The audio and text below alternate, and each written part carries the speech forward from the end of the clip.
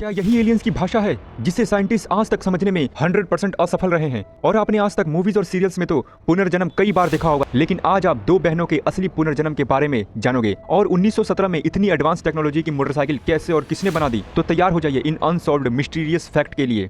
दो बहनों का पुनर्जन्म।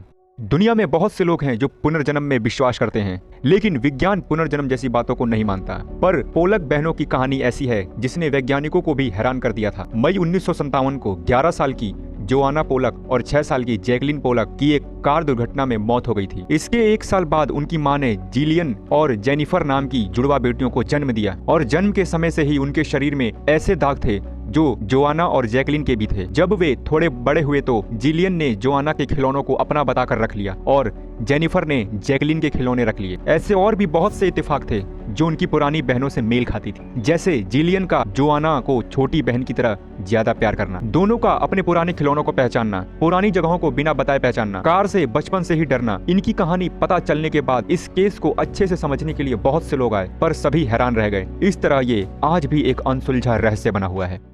ट्रैब मोटरसाइकिल।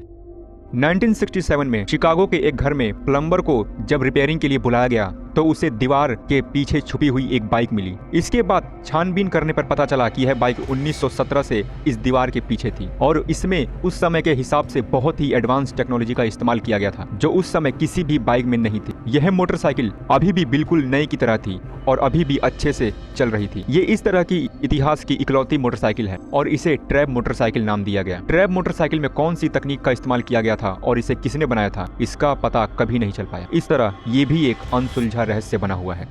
एलियंस की भाषा।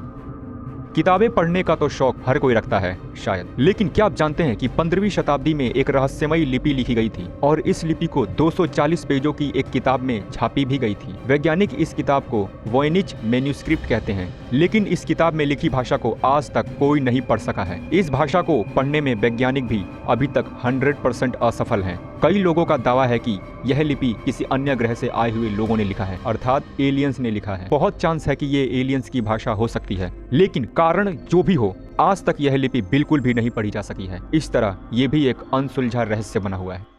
ऐसे ही और अनसॉल्व्ड मिस्टीरियस वीडियोस देखने के लिए इस चैनल को सब्सक्राइब कर लीजिएगा। Thank you so much for spending your valuable time on this video.